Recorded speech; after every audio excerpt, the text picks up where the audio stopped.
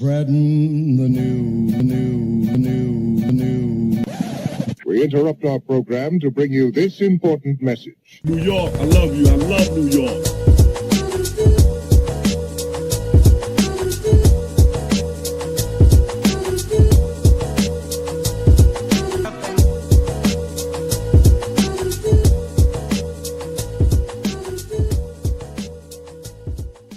Rose trying to get open, fires away. Bang! It's over! The Bulls win at the buzzer! Iguodala to Curry, back to Iguodala, up for the layup. Oh, blocked by James! LeBron James with the rejection. Puts up the three. Won't go. Rebound Bosh. Back out to Allen. His three-pointer. Bang! What's going on, people? Welcome back to another episode of the Off the Ball podcast with me, your host, Chris LeBron, and we got another great show in store for you guys today. Tyler Kolek is back. Is back, ladies and gentlemen. His demise was greatly exaggerated. So we're going to talk about him. We're going to talk about just how the Knicks looked overall, in their third summer league game. But I have a great guest with me today. I got that gal, Ebony, aka Mad Knick fan. What's going on, Ebony? I'm good. How are you? Thank you for inviting me on the show. I appreciate it for having me on the show. Yeah, no, I'm happy to have you on here. We're going to talk all things Knicks, the summer league, talk about the new head coach. We're going to talk about some of these free agents and just a little bit of the outlook heading into the 25-26 season. But Ebony, first, I want to ask you, what's your expectations of summer league? What were your expectations of summer league? Do you put a lot of thought into it, or are you just like, are you like a sicko like me where you're watching every possession and you're like, trying to see, everything? Yes, I'm watching everything. You have to watch every possession because you're looking for tendencies. You're looking to see if it was a fluke, one play, or if it's something you do over and over and over again. So I definitely I watched it like that, but I don't put a lot of stock into summer league because we've seen people go off in summer league and then be duds in the season. So what you look for is what I look for rather is if they're playing next to Jalen Brunson, how will this translate? You understand? Like if they're playing next to Cat, how can they help in that little bit of a role that you see now? So yeah, I'm just looking for growth from our rookies because essentially that last year's draft was this year's draft too. It was meant to be the end of the bench, like show up your end of the bench and build towards the future. That's why again I always said I wanted the Knicks to get to a point where we can draft like Denver did with Michael Porter Jr., where you can go and take that risk no matter if they have an injury like a Huck or a McCullough or go for a 19-year-old French kid like Dottie. You can go for those type of projects. And if they grow and hit, that's perfect for you. And it's not forced, it's not rushed either. You can do both, build for the future and play for now, I guess, if you want to say. So I was just looking for growth, seeing what they're showing in summer league, how that I think that can help translate in the NBA, during the season. Yeah, and that's kind of how I try to look at it too. Like, how do these guys fit with the big guys? With the rotational guys. Like, how are they going to look? Does it translate? Does what they do on the court now translate to playing big minutes with Jalen Brunson and Mikal and everything? And they also try to envision with the new offense with Mike Brown. Like, okay, does this work? Is this going to be able to work with it? So I know that the first two games of summer league weren't great, right? Offensively, it was nasty, right? It was nasty. It didn't look good. And you try to like, okay, you try to have context, like, okay, try to have rational why things didn't look well, and you try to break it down. But obviously, like I said, you try not to overreact both ways, right? For good or for bad, so you're trying to be like, okay, I understand this way. I understand, okay, this is why they struggle, okay, but they missed a lot of wide open shots too, like shots you should be able to make. So you're trying to like, okay, I'm trying to put this together. But I felt like, especially with Tyler, because he's probably been the main guy, right? That everyone has been kind of focused on because I've said this on numerous shows. Like, I feel like he is the most important player that we need to evaluate out of all the young guys. Like, I know Pacome was the first round pick, and there's a lot of expectations of him, but I still feel like Pacome, he still needs a lot of seasoning. Like, he still got to wait to he still needs marinate to be marinated and stuff, because he's not there yet. I think he's more of a project, where I think Kolick can provide, some, immediate impact. And I feel like, those JB minutes when he's not on the court are just as important, when I'm on court. So we have to solidify that. So I felt like he was the number one guy to focus on. And obviously, to me, the first game, I know the statistics didn't show, the splits didn't show great, but if you just watch him play, you're like, okay, the shot didn't go down, but he's active, right? He's active on offense, on defense. He's being scrappy. And then game 2, I think his confidence just went. It just wasn't there. He just really wasn't confident. And then in this third game, it was like, I think he went on Twitter and he saw that, and he was like, you know what, I'm gonna take it into my own, I'm gonna take it to my own, and I'm gonna show out. And he had a really good game, and it really looked confident. So what's your thoughts with Tyler? Like, what were your expectations for him?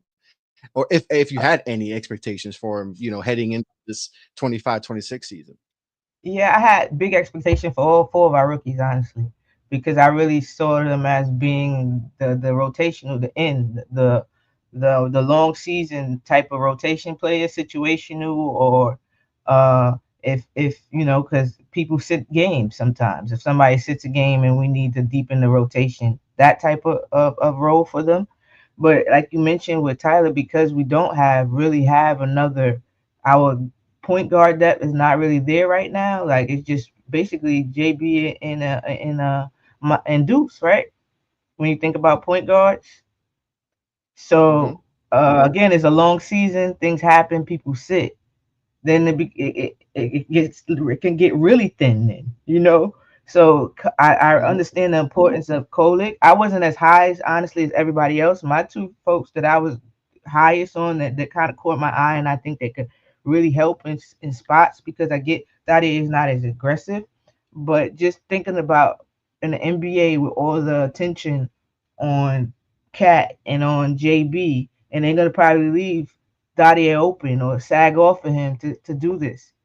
I think he can help in those situations. I think he can. So that stuff like that with Tyler, though, I just wanted his defense. I wanted to see him make it a little bit harder for the ball handlers, some type of resistance. I know he's never going to be all defense, but just be in the right positions at the right times, playing the right angles, making it difficult, not so easy where they're just blowing by you and you looking lost. So that was something. And also just him running a team. So the turnovers are a little worrying, because that's what we need you to be here for. And on the NBA level, the defense is, meaning, playing against the NBA stars, the defense can be more intense. So Exactly. get in that. But again, it's a long season and things can click. But I think we need him, like you mentioned. We need him. Him, and if we want to be honest, I said I'm the biggest on, because I think they have a big high upside. But the biggest roles really are Huck and Kolick, because of our our depth chart. In question has been mentioned is injury pass. You need another big body just in case kind of vibes. And we needed another big body, period. Last or playoffs, we could have used another big body. So yes, those 2, and then and Tyler has to be ready. So yeah, he has a big role. Big expectations rather. So obviously the Knicks can still pick up another vet on a minimum. Do you think right now? What do you think? To try to put you're in the Knicks front office right now. What are you feeling right now? Do you feel like, okay, we need to get another experienced, ball handling vet, or did this game with Tyler make you feel a little bit more confident that we can trust him to play 10, 15 minutes, what's your thinking right now with that situation? With to me, I'm thinking they go. I would love for them to pick up Shamit. I would love for him to come back. Somebody that just like a Swiss Army knife that you could throw in many different positions and roles. Just because and plays on both ends of the court. And I really do think yeah he can handle ball handling duties as well. But if we go get another vet point guard, I'm not mad at that either. I don't think I think Tyler has to grow into the role. Hmm. So I wouldn't mind him getting a little bit more experience, or watching, because again the turnovers to me is kind of concerning. Yeah, the turnovers are, and listen, we all know if you're turning the ball over as a point guard, that's not good. I also seen a lot of instances where he's, the assist probably would be a lot higher, but guys are just not hitting shots or finishing. There's a lot of instances with that. So like I said, that's why I try to watch it to see to I can get the full context of things. To see, okay, what is he actually doing? Like you just can't look at Yeah, sometimes stats lie. I have So a saying but who? about that. I have a saying Yeah, about that, Chris. Is men lie, numbers stats could don't, really, but they can really. be deceiving as yep, they can be deceiving as hell. That's what it is. Box score warriors, as I like to call them. It's hard to get the whole context of a game because a lot of stuff does not Hmm. show up in the stats, and that, it's hard to really explain that, Yeah. but it is. It's the truth. It's a lot of stuff that does not show up in the stats. The extra hustle, the making somebody hesitate so they don't shoot. That doesn't show up in the stats like that. So um, Yeah. you just have to watch and see if it's a habit or consistent. Um, but I do like our pick. I don't know if I'm saying his name right, Diawara. I like that. I like him. I I was about to ask about him next too. Like, how do you feel about Muhammad Diawara? Because a lot of the stuff, with me doing a lot of draft stuff, a lot of the stuff for him was the offense, right? Can the offense Mhm. translate? He's not going to be able to shoot it, from the outside right now. He wasn't a great shooter, not a great free throw shooter. But the one thing that surprised me immensely was, his ability with the ball in his hand and the confidence with it. It still needs to get refined, it still needs to get a little Yeah, tuned up, it's a little sloppy at times, but I love the aggressiveness from him. I didn't think we would see that. I think it was more of, okay, what can we see from him defensively? That's probably why they got him initially, but he's shown that he can do some things offensively with the ball in his hand. Like I don't know how much that translates to playing in the with the big boys in the NBA, but I do like the confidence so far from him. yeah. I try to. I don't know. I try to look at all aspects of people and read in between the lines with their interviews. But when I saw their highlights, because again, I'm not big. I'm not a big draft person like you are, Chris. I know you know your ins and outs and that. But I did do some digging for the prospects that we had to see, and when we got him, I did some digging on him, and I just noticed that his confidence. He doesn't back down. He doesn't look to shy away. He looks ready for the moment, and the fact that he takes pride on that defensive end. I love defenders, Chris. My favorite player on the Knicks, if you didn't know, is Mitchell Robinson. Like I love defenders. I love people who lock in and take pride on that end of the ball because everybody can't do it. And he has that at a young age. So being in the NBA system where you're always in the gym, if you have a work ethic, the offense should come. And he has that mentality. I think he's going to Yeah. be big because again, defense wins championships. So if he's just a specialist, the Siakams that's giving us trouble, things of those nature, you could put a person on him. He has a 7'4" wingspan. That's crazy. I heard Seven 7'4" wingspan. 7 foot Yes. wingspan's insane. So It, like it's it, that's he has an impressive if physique. He has an impressive body, and yes. I think that's why they took him as like, okay, you know a lot of these teams like I talk about this so much that the teams love those 6'8" guys with the 7 foot plus wingspan. Those guys are always going to get opportunities because everyone thinks they can mold that person into a better play, and get themselves a Siakam type or Kawhi Leonard type. Everybody wants those Giannis, archetypes, so they can. Giannis. Yeah, those types, with the freakish, long arms. So with him, I think that's kind of what they try to build with this summer league team is just get a bunch of long, with Najee too in there, and this Dink is another guy with a long wingspan, so that they have a bunch of like interesting guys on this Yeah, team that but Mo Diawara, like I didn't expect him to to be so aggressive. I was like, okay, I remember the first summer league game. I think it was first summer league game and he showed some of his passing ability too on the high post. That pass he had where he's out the top of the post and then he stops and then he sees Luka Skuka, cutting and he hits him. Just little things like that. I'm like, okay, he yeah. understands. He understands what he needs to do to make this team. Like he has I to do the like. little things. I like that. Yeah. I like him. I like him a lot. I like the draft pick when we got him because I don't know what people were expecting in that spot, but when you're in that spot, it's either somebody that does a little bit of everything well, that's very fundamentally sound, meaning very few holes in their game, but they're just not superstar quality. You like not just there yet, like they have a chance to build there.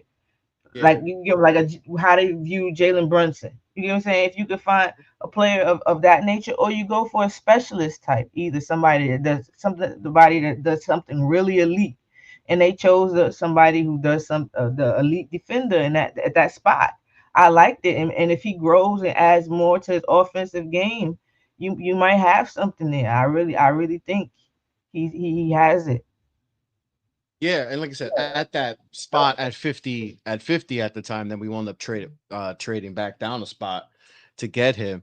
There's only so many players that you can take, right? And especially it's crazy because there was a lot of guys heading into the second round that fell a lot farther than I thought, and I was like, oh, we're gonna get one of these first round level guys.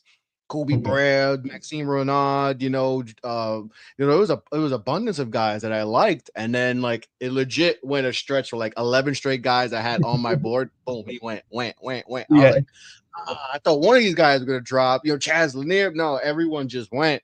Especially like the specialty guys you mentioned, like shoot, because we still need shooting, and that's another thing I'm going to talk about next. That's still a concern for me. Like the shooters, like the specialists. I'm like, okay, maybe we get one of they all went. So like at that point, you're like, all right, we got to take upside at this point. And obviously Mo provides tremendous upside. And we've seen a glimpse of some of what he potentially could be down the line, which is very intriguing. So I liked a lot what I seen from him, and we'll see if he gets one of those 2A spots. But the shooting, I want to talk about that because that's to me is a concern is the shooting with some of the with this what we saw in summer league, and I think we needed kind of one of these young guys, like I said, the specialists, to kind of show out with the shooting, and it hasn't been the case so far. And I think even with the big club, we need that. We still don't have enough shooting, on the big club. And so, is that something that you're concerned with? Is the shooting right now? No, I actually think people come back with better jump shots. I'm hoping. I like Josh Hart. I love the hustle players, the players that do it in multiple ways. They don't just hang their hat on one end of the court. But I need him to come back with a jump shot. That has to happen. Mhm. Yeah, that has to happen. That jump shot has to happen. Um, it's been some seasons now. It has the consistency has to get better there. Like for the first half, it was all right though. Then like the second half of the season, kind of started leveling out.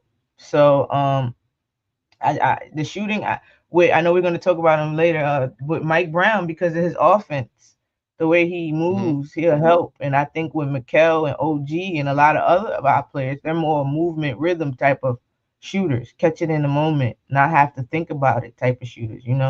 And there's a lot of movement, multiple pieces moving at the same time. And Mike Brown's offense, and everybody's not a lot of ISO dribbling. There's a lot of move, read and react. So I see our shooters being able to get good looks because of the movement, making mistakes, making mismatch. And I think the shots will look differently, like their comfortability in them, and we see a better shooting percentage from us. Because we did pretty well. We just didn't shoot a lot of 3-pointers last year. Like Yeah, during the season, we like top 5 in 3-point percentage. It was just that we didn't take many of them. We were like bottom of the league in attempts. yeah, and that's something we actually could have shot a little bit more during the playoffs and stuff. But obviously, Thibodeau is no longer the head coach, and now Mike Brown is sliding into that chair and going to run our New York Knicks now. So, what are some of your expectations for Mike Brown? I know for me, watching some of his stuff with the Kings and previous teams, I just the offense is something that I think is going to really benefit a lot of our wings too, like the way, a lot of the motion sets and a lot of the, just the constant movement. I think this, if you're Mikal Bridges or you're OG Anunoby, I think you're going through the moon right now because you're going to see a lot more open looks. You're not going to just be stuck on the corner. You're going to be moving a lot, and I think that's going to be very key. So, what's your thoughts on Mike Brown being the new head coach? Like it wasn't my first choice or second choice, to be honest, but I respect him as a coach. It's just that he has some similarities with Tibbs, and in the playoffs they say about adjustments and rotations and things of that nature. So that was scary. That was a little scary for me because that was big for me. Why I didn't really care for Tibbs so much. Some of the reasons, but the fact is offense moves. It's not a lot of ISO heavy. I'm a firm believer in movement because movement makes mistakes. It's hard to think and move at the same time. So if you move in the defense, if you have multiple parts moving, they can't talk and set up and watch. It's going to be hard to stay in front of Jalen Brunson when you have multiple pieces moving in back of you, where your help might not be there. And it's not going. And what I noticed is Cat likes to create, right? He likes to create, and Yeah. Mike Brown Hey, allows his. oh, I can't. Oh, you got me excited. Yeah, I got excited right there because I'm like, a lot of the stuff that you Nah, said, it's all right. I'm excited too. right? Right? A lot of the high post stuff he did was a bonus. Like that could be a beneficial for Cat. That's why Yeah, I'm high on it. yes. And then we talk about Kevin Herter. So we talk about Mikel and OG. Now they might not be as pure shooters as a Kevin Herter is out from the outside, right? But they're both players that benefit off the movement in the faster pace. They need movement. They're not creating much with themselves, off the dribble. It happens every once in a while, but consistently it gets a little, fumble and bumbling at times. It gets a little Mhm. sloppy at times. So just that automatic movement in Mikel, I think he is going to thrive. Yes, I think he's the he is biggest going winner. to Biggest winner thrive. of this. Yes, I think he is going to thrive. And we're going to talk about JB also, Jalen Brunson. I remember when he played off ball, when him and Julius Randle, he was playing more off ball, and how he Yes. was like number 2 or 3 in the league in 3-point percentage. Yep. So more off ball, Jalen Brunson, help him out a little bit. I'm And that's gonna excited save. about the offense. Huh? Yeah. And that benefits JB a lot. Like, cause listen, we know what he could do with the ball in his hand, right? He's a maestro. He's that dude, right? That's why he's an all NBA guy. That's why he is who he is. But we can, use him more off ball, so he doesn't have to rely on just being ISO heavy, so we can have more off ball movements. And in this Yeah. system, that's going to be key. And, So and I you know, think this benefits him big time. yeah, and in fact, it benefits Cat. I think everybody is going. You're going to see a different. That's why when people say, "Why are we running it back?" It's like a different chef is in the kitchen, a different schooling. You get what I'm saying? A different type of chef Yeah, with the same exactly. ingredients, but a different type of chef. You're not going to Exactly. always get the same results. It's a good Now we got analogy. yeah, I have people who always talk about Mikel and OG, but I've been mentioning you can't just stick them in the corners. You can't No, just stick them I don't like. in the I three hate that quarter. type of offense. I hate that You type of you offense. you can't do that. Let OG post up a little bit. Let Mikel thrive in his mid range the way he does. Thank you. So Thank you. so So now we have somebody who does that, who plays towards his teammates' strength, his team's strength by moving the ball. You make mistakes, and when he does allow ISO, it's off a made mismatch from the movement of the offense. So now attack it. You have a mismatch, attack. There's a lot of reading and react, and I like it. And the thing is, he got both Sabonis and De'Aaron Fox to play some of the best ball together. Mm-hmm. They were doing it together. We was having a hard time being able to get Cat and JB to really consistently do it together. So I'm super excited about that aspect with Mike Brown. Super. I think even Deuce, everybody will look a little differently because they don't have to do it on their own. But another thing with Tibbs, I will always say is help your players. Don't just give them a ball and say go, do your thing. Yeah. I think Mike Brown offense Too will much do that. But freestyle with him. It was too much yeah, freestyle. Like, all well, right, do your I thing. think yeah, do your thing. And it's funny because I used to say that he did, and he wouldn't get an invite to Rap City because he was so predictable. Because it is Yeah. fact, it's like, ISO ball, here go the ball, create. Like, and if it's not working, Mhm. you have to add something to help them, get them into their spots. Nope. I agree 100%. And listen, I like Tibbs. I like what he did with the franchise, brought us back, but I understood the pivot. I've said this a bunch of times. I understood the pivot, so I wasn't too mad when he left. I know people were like, oh, some people, that we knew that were like, oh, we don't get it. 25 years, we haven't been to a conference finals. But sometimes you have to really sit down and be like, okay, yeah, that's cool. 25 years. He took us, from, back to Eastern Conference, but is he still the guy that can get us to that next step? Can it get us to being a championship team? And I feel like they truly just said no. We feel like we need to make a pivot, and we've seen this before. Like we've seen it with Toronto, right? Toronto did this not too long ago, 6 years ago. They did it, where they kept getting ass beat in the conference finals, and they were tired of it. And then LeBron finally leaves, and they're like, "Yo, this is the opportunity right now. We need to capitalize." And they made monster pivots, and they won. We saw the Warriors do it, with Mark Jackson and going to Steve Kerr. They won a championship that next year, So I think this is the Knicks front office just being like, "Hey, man, this is an opportunity to win it, and we Yeah. need to capitalize now. Our guys are in their late 20s. Opportunity is now. So what can we do?" And like I said, there was potential trades and all that, but their mindset was like, "Hey, we don't need to be that." Especially with the East, the way we saw. We saw Halliburton get hurt in Game 7. Obviously Mhm. Tatum's out. We know the Bucks. They waived Damon Lillard's down. They cut him.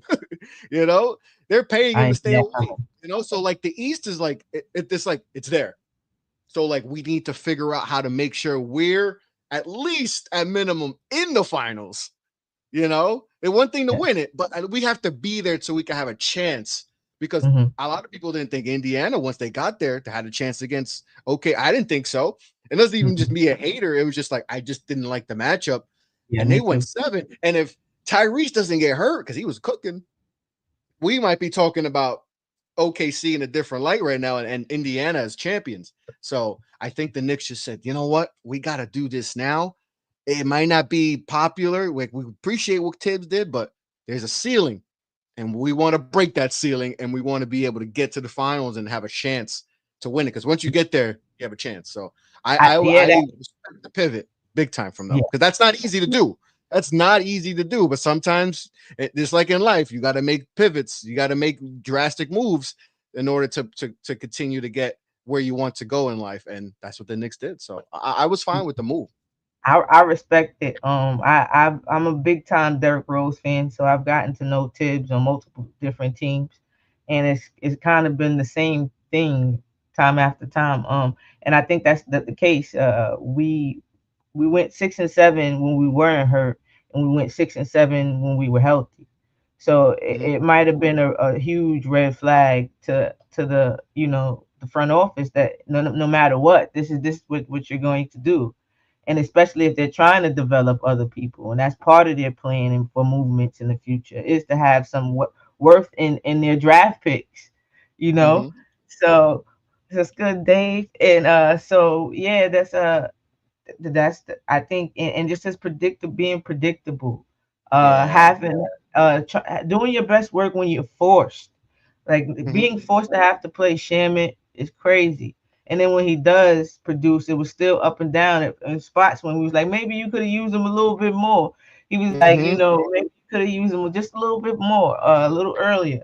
So it was a lot of questions, and I guess they're tired of the what ifs and want a coach that'll go through every avenue to see what can work and what won't, and not a what if, like not be scared to even try. Because and to win a championship, you have to be okay to make moves that you might not normally do. You've seen Mm-hmm. Carlisle play a player the Tony Bradley, who didn't play at all throughout the play. You see him He got stick with a minutes. player. Yeah, you Mm-hmm. see him stick with a player that might have, if it was Tibbs, he might not have seen the playoffs the rest of the time. That's what he did to Sherman. He had a bad little stretch in Detroit, and we ain't see him again until he was forced to play him. Yeah. And Matherin was having a terrible series playoffs, Mm-hmm. and Carlisle stuck with him, and he came out and helped them win some games. So you have to Yeah. stick with who and make the necessary moves that you need. If you gotta come out your comfort zone, come out of it and use your whole team. And that's what I'm most excited about Mike Brown. I know his rotations could be crazy, but his offense is very, everybody can eat. Everybody has to be involved. You have to be locked in because it's read and react. So at any moment you might be able to get the ball. And I like that. Exactly. I like that a Yeah. lot. And I know a lot of people are up and down on the young guys, and but I feel like with Mike Brown's offense, I think they're going to excel.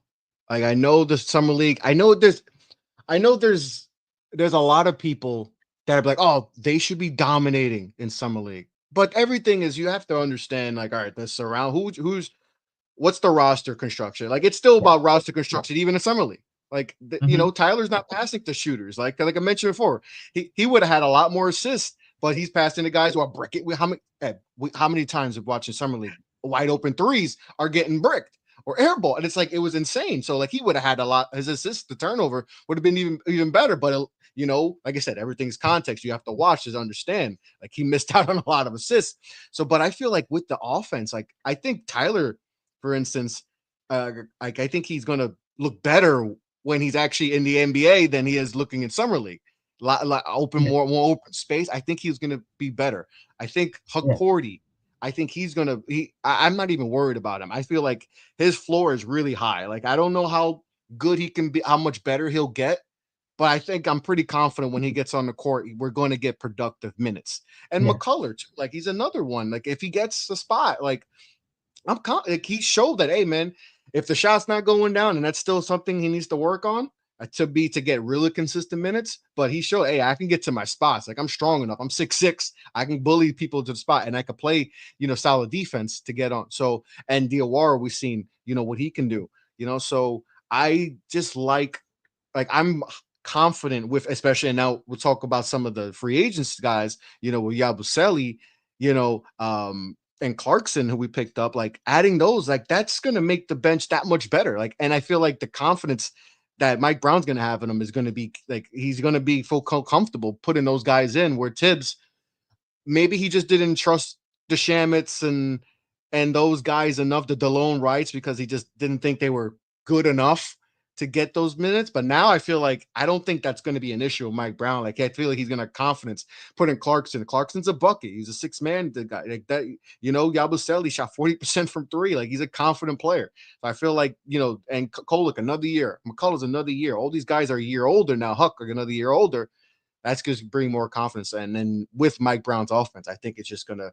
But how do you feel about the addition to Clarkson and Yabusele? Because I think the value tremendous. Yabusele, I didn't even think about Yabusele honestly because I thought he was gonna get more money. Because I thought yeah. he was at least a $12 million player, and for us to get him for like 5'8", I was like, wait a minute, we got him for 12 years for 2 years. Like I was like, no way.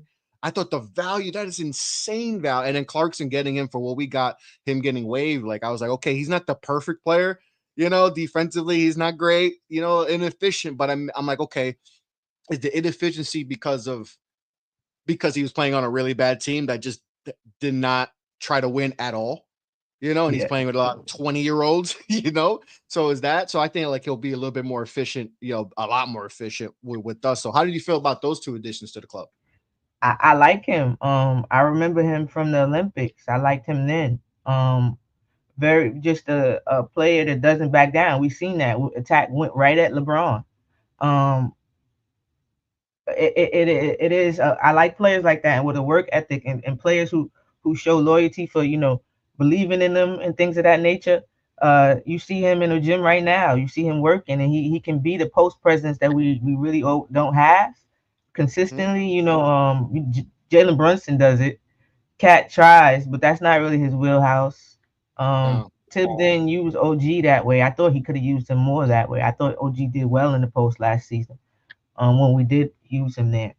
But I like that pickup because he does try. He rebounds. He competes on the other end. His size, but his effort makes up for that. I like that pick a lot, and I didn't think we had a shot at him either. But I guess with the new CBA, the money dries up fast, and it's just like you got to go. Yeah, You, yeah, been you trying to bro. A lot of guys were like, "Oh, this is the market. There ain't no money for me," So that's why I think the Knicks are just real patient. Like, let's just wait for the market to dry out, and then we'll just, we'll find guys that we can get for. Like I said, I thought Yabusele was a 12. I think he is a $12 million player plus, I think but the market said nope, no one's worth anything right now because there's no we, money. You know. we should we shored up our bench big time, and then Jordan Clarkson. There's been rumors for him to Knicks for seasons since I've Hmm. joined podcasting and Nick Twitter and the social media world. And Jordan Clarkson, like every off season, has been or in season has been a target, and it's always been Danny Ainge trying to fleece us. Yeah. That's why I was And never sold on getting Clarkson in trades because I'm like, well, we might give him more. So that's why when we got him for what we got him for, being pretty much a vet min, I was like, okay, I'm cool with that. Like I mentioned before, he's not the perfect player. He's gonna have some nights where you're gonna be like, yes. 12%, but when you're getting a player for $3 million vet min, you'll take it. It's like, okay, this and is already and better than what we had last year. and that's what we needed, just a flamethrower, the IQ type, somebody that can at any given night go off, like he can get his Yeah, own just get a bucket. bucket. We need a He can bucket get his right now. own bucket. Yep. If he's on the bench or he's not playing, we need someone to get a bucket. We And, didn't have that and last year. we have so much defense on our team that we can help his flaws. So we Hmm. can help him stay on the court because we have other defenders who can help hide him, if you want to say. Because that's not where his strength is. But what we've needed for a long time was somebody off the bench that consistently get their own bucket, that can hold it Exactly. down. And I think Jordan Clarkson for what we got was perfect, and Yabusele for what we got him for, and Mhm. he took less to help the team at another spot, I believe, right? That's how two he took less to do, so we could add more. So look, already helping the team. That tells you all you need to know. For Exactly. me, I'm excited. I'm excited, and and shout out to Deuce. I'm not gonna forget about my guy Deuce, because he has everything. Every off season, I've asked him to add something to his game, and he's done it. Yeah. I expect to see some more added to his bag. I do. I expect to see the layup package probably be a little bit different, a little stronger this year. On top of his 3-point shooting, I think the game has slowed down a little bit for Deuce, and we see him either be better in running the team. I thought he was doing better at the end of the season of getting his own and getting others involved too. So Yep. I think he adds to his game also. Yep. And he keeps getting better year in, year out. Handles getting better. The confidence has gotten better. The three balls getting better. So I think we expect another bump, for Deuce, heading into, I think, what, year 4 for him. So expecting a lot. But before we sign off here, Eben, and I appreciate you coming on the pod. This has been a lot of fun. Just what is your expectations? What are we feeling about for this 25-26 season? Like just talk to me. Like what's the vibe right now? How are we feeling? With summer league, and the free agent, we got a coach. We're still trying to fill out the rest of the coaching staff. I know people are up in arms with that, but I'm not too worried that much about Mhm. that. We got our head coach, and I think we'll figure out the other things, with time. But we got our roster. We know, we're seeing the young guys develop. seeing how they, bounce back from a couple tough games. And I like that adversity. They bounced back, they played well. So what's the vibe right now? What are we feeling? Talk to me. Like me, I think we're gonna win every game until we lose. That's that's how I go. Nah, but I really think in it just in every season you get better. Like understandably, Tibbs, I had some gripe with him, but we did progress. We did Of get a course. little further. We did get a little further every year. So we that still has to continue. That has to continue. So I'm thinking fine. I has like you mentioned, it's wide open finals. We have a lot of pieces. I think with Mitch and people I know, again, that's my guy. The people with the injuries. It will look a lot differently when he doesn't have to erase as many mistakes as he was doing prior. The movement, and it even look like we do have a good training staff because he falls different. Even now, like looks like he learned how to jump, how to fall. Like it seems to be something he's worked on. So I think we get to see more of Mitch. I think we see healthy Mitch, and I think that if that happens, that's DPOY type of status. Mhm. He's just that impactful. So if you have defenders like him, OG McKell, and then you have the offense to balance it out, it's not many teams who can do it both ways and have as many pieces as we do. I know a lot of teams made moves, but now they have to worry about gelling and camaraderie and all that other stuff, learning each other's spots and everything of that nature.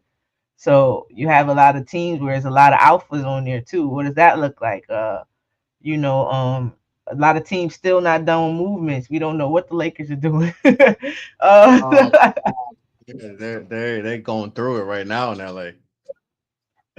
so, you have teams, the young mixture of young and vets out there in the West. But I think with our mixture of players and the amount of pieces that we have, finals for me, I think we could win it all. I do, I do. Even with the movements in the West, I think we can.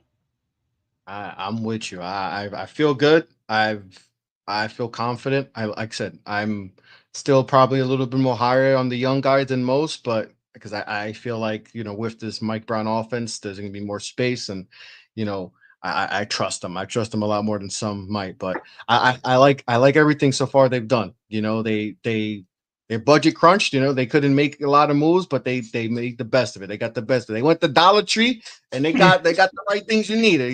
They got everything for them $5 that you got. They managed. They bargain deal pretty well. So I like what they Chris, done. I like the hire. Go.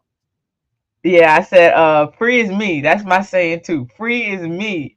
So I love what Leon Rose has been doing. I've been a big fan of his since he's been here because I felt he's never put all our eggs in one basket.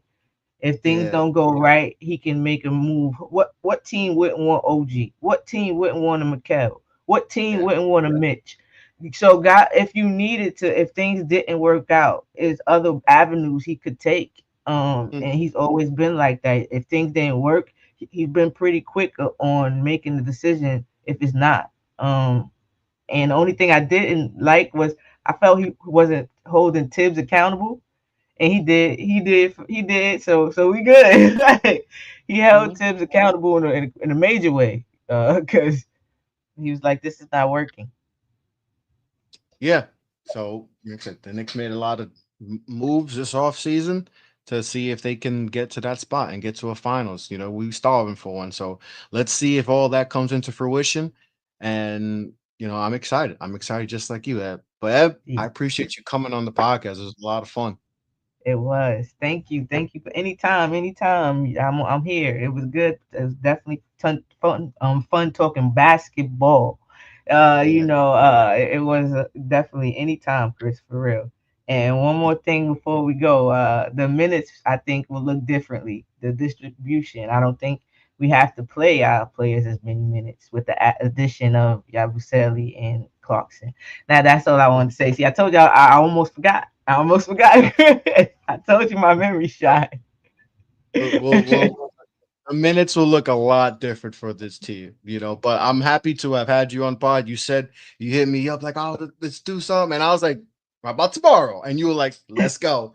So I'm happy to have you on here. We'll definitely have you back on the pod and talk more as we get closer to the season. So Knicks Summer League, I think they play another game in a few days. So we'll talk about that stuff on the next pod. But appreciate you coming on the show, Eb. Is there anything you want to plug before you go? Anything you got going on?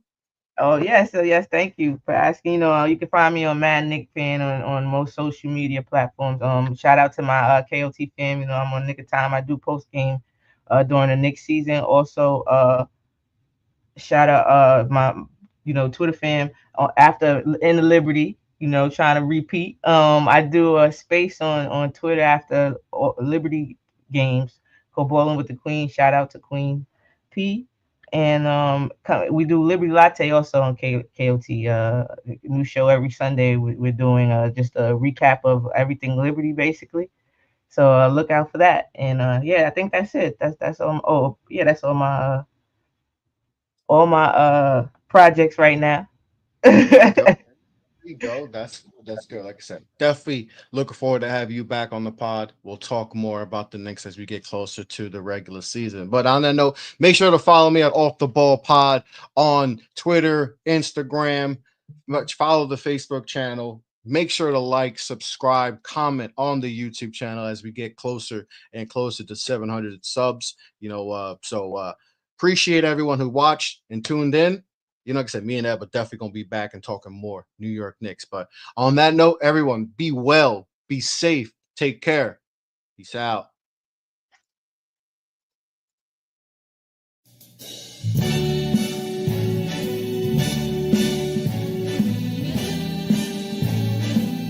Start spreading the news. We interrupt our program to bring you this important message. New York, I love you. I love New York.